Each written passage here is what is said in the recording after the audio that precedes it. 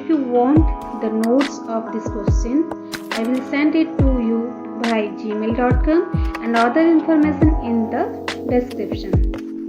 नमस्ते, मैं सुलता महाराणा। आप सबका स्वागत है मेरे YouTube channel SM education the educational platform पर। आज हम MST 9 कहानी स्वरूप और विकास अध्याय 1 कहानी के सिद्धांत और स्वरूप के प्रश्न 2 की ओर चलते हैं। प्रश्न पहला हो चुका है, आप वीडियो देख सकते हैं मेरे चैनल में जाकर, और प्रश्न 2 की और उसके बाद तीसरे प्रश्न की ओर चलेंगे। प्रश्न दूसरा है, कथा के मौखिक रूप का वर्णन करते हुए लिखित परंपरा के आरंभ की विवेचना कीजिए, अथवा कथा की लिखित परंपरा का विवेचन कीजिए। यानी कथा कहाँ से लिखा गया, कहाँ से आरंभ हुआ, उसकी क्या परंपरा थी, उसके बारे में हम लिखेंगे या जानेंगे। तो उत्तर की ओर चलते हैं। कथा की लिखित परंपरा का उद्भव और विकास कब हुआ, इससे संबंधित कोई प्रामाणिक साक्ष्य उपलब्ध नहीं है। यानी कब हुआ, कैसे हुआ, क्या डेट था, इसका कोई प्रमाण नहीं है। यानी लिखित परंपरा कब आरंभ हुआ, उसका विकास कब हुआ, उसका कोई हमारे पास कोई जो बोलते विटनेस नहीं है। वेद, उपनिषद और पुराण स्मृति परंपरा में आते हैं, उनमें आई कथाएं भी कहानी सुनने की परंपरा में ही आएंगी। यानी जो वेद, उपनिषद और पुराण स्मृति की परंपरा जो थी, यानी स्मृति की परंपरा का अर्थ क्या होता है, जो हम याद रखते थे, जो चीज़ों को हम याद रखते थे उसे हम स्मृति परंपरा कहते हैं, जो याद रखा जाता था। उसी प्रकार ही आपके जो हमारे कथाएं हैं, ये भी कहने सुनने की परंपरा में ही आएंगे। वाल्मीकि रचित रामायण भी अतः कदाचित इसी परंपरा में आएंगे, क्योंकि लवकुश द्वारा उसी राजा राम के दरबार में सुनाए जाने का ही उल्लेख मिलता है। लवकुश द्वारा उसे राम के दरबार में ही सुनाया गया था, ये प्रमाण मिलता है। महर्षि वेद व्यास द्वारा रचित महाभारत लिखित कथा या आख्यान की दृष्टि से संभवतः पहला ग्रंथ है। यानी आप अगर पहला ग्रंथ जानना चाहते हैं तो महर्षि वेद व्यास द्वारा रचित महाभारत जो लिखित कथा या आख्यान की दृष्टि से संभवतः पहला ग्रंथ है।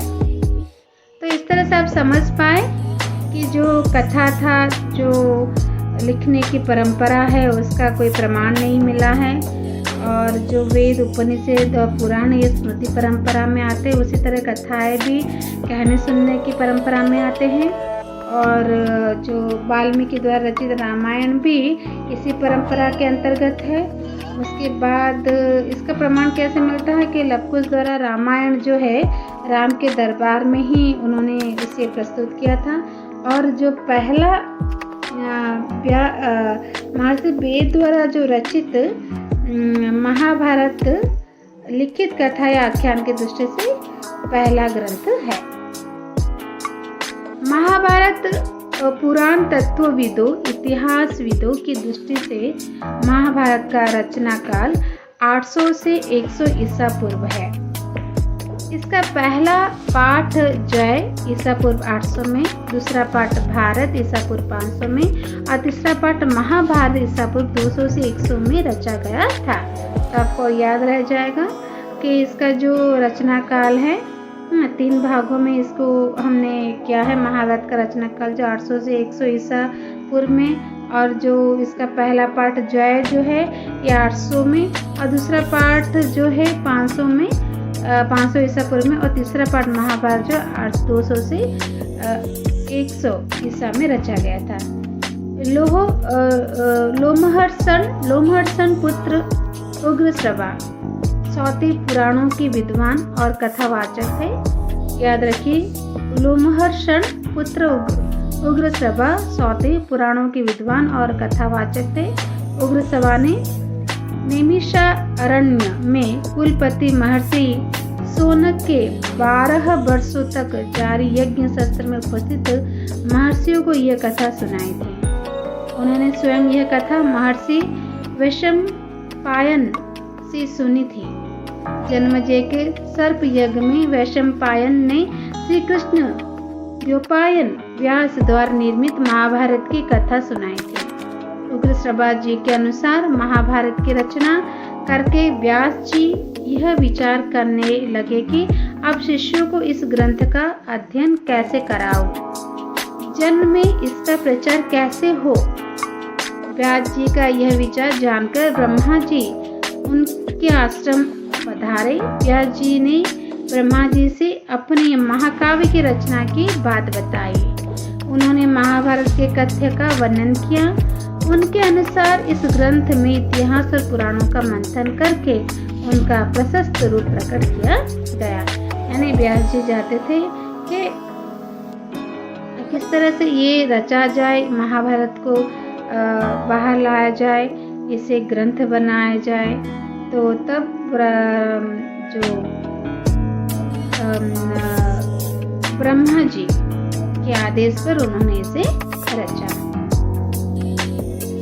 भूत, वर्तमान और भविष्य काल की इन तीनों संज्ञाओं का भी इसमें वर्णन हुआ है। ब्रह्मा जी ने ही व्यास जी को अपना काव्य लिखवाने के लिए गणेश जी को स्मरण करने को कहा। व्यास जी के स्मरण करते ही गणेश जी वहां पहुंच गए। व्यास जी ने उनसे अपने ग्रंथ का जिसकी रचना उन्होंने मन ही मन कर ली थी, लेखक बन जाने का आग्रह किया। गणेश जी ने उनका अनुरोध तो स्वीकार कर लिया, पर एक शर्त भी लगा दी। वह शर्त यह थी कि उन्होंने अपना ग्रंथ बिना कहीं रुके लिखवाना होगा। यदि वे कहीं रुक गए तो गणेश जी लिखना छोड़कर चल देंगे। व्यास जी ने भी एक शर्त रख दी कि आपको श्लोकों का अर्थ समझकर ही लिखना होगा। इसी शर्त पर महाभारत लिखा गया। उग्रश्रवा जी के अनुसार इसमें धर्म, अर्थ, काम और मोक्ष रूप पुरुषार्थों का वर्णन किया गया है। महाभारत भारतीय इतिहास के दीप्तिमान नक्षत्र के समान है। दीप्तिमान नक्षत्र यानी जो चमकता हुआ एक तारा। यह धर्म की पुनर्स्थापना कर जीवन में आशा का संचार करता है। क्या महाभारत जो धर्म की स्थापना करता है और जीवन में एक नया संचार लाता है। कर्म की प्रधानता को सुनिश्चित कर अज्ञानता का शमन करता है। अतः करण को शुद्ध और ज्ञान को आलोकित कर देता है। तो इसमें समझ ऐसी कोई मुश्किल चीज नहीं है जो आपको समझ में ना आए, आप इसे पढ़कर जान सकते हैं। पुराणों के मर्मज्ञ उग्रश्रवा जी के अनुसार उद्दट विद्वान महर्षि वेद व्यास जी ने पृथ्वी लोक में मानवों के सम्मुख इस ग्रंथ का प्रवचन किया। उन्होंने सबसे पहले अपने पुत्र सुखदेव को इस महाभारत ग्रंथ का अध्ययन कराया। तदंतर उन्होंने अन्य शिष्यों को इसका उपदेश दिया। देवर्षि नारद ने देवताओं को और असित देवल ने पितरों को इसका श्रवण कराया। पितरों के यानी जो पूर्वज है, जो चल गुजर चुके हैं। अभिमन्यु पुत्र राजा परीक्षित की मृत्यु के उपरांत जन्मेजय ने सर्प यज्ञ किया। इस अवसर पर उपस्थित सहस्र ब्राह्मणों के सम्मुख प्रश्न किए जाने पर व्यास जी ने अपने शिष्य वैशंपायन जी से महाभारत की कथा श्रोताओं को सुनाने के लिए कहा। इस कथा का सार यह है कि महाभारत की रचना तो श्रुति परंपरा में ही हुई थी, पर उसके व्यापक प्रचार के लिए स्वयं उसके रचयिता महर्षि व्यास ने ही उसे लिखित रूप देने में गणेश जी की सहायता ली। तत्पश्चात वह वचन परंपरा की कड़ी बनाई गई, जिसके अंतर्गत श्रोताओं को लिखित कथा सुनाई जाती है। यानी पहले ये तो स्मृतियों में आता था, स्मृति परंपरा में थी, लेकिन व्यास जी ने ही गणेश जी के सहायता से इसे जो लिखित आकार प्रदान किया।